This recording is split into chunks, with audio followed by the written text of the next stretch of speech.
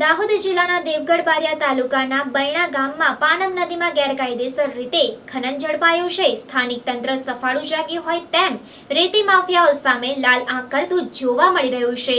દાહોદ જિલ્લાના દેવગઢ બારિયા તાલુકાના બૈણા ગામમાં પાનમ નદીમાં ગેરકાયદેસર રેતી ખનન ઝડપાયું છે। સ્થાનિક તંત્ર સફાળું જાગ્યું હોય તેમ રેતી માફિયાઓ સામે લાલ આંખ કરતું જોવા મળી રહ્યું છે। મળતી માહિતી પ્રમાણે મામલતદારને આ અંગે જાણ થતાં તેમણે તાત્કાલિક રેડ કરી હતી। આ રેડ દરમિયાન લીઝ વિસ્તારની બહાર ચાલતું ગેરકાયદેસર રેતી ખનન ઝડપાયું હતું।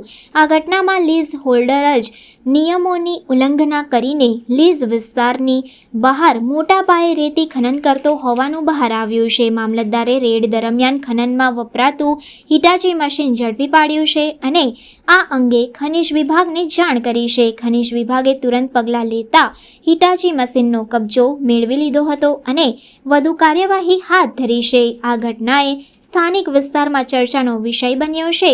ગેરકાયદેસર ખનન કરતા લીઝ હોલ્ડર સામે તંત્ર દ્વારા કડક પગલાં લેવાશે કે કેમ તેવા અનેક સવાલો ઊભા થઈ રહ્યા છે।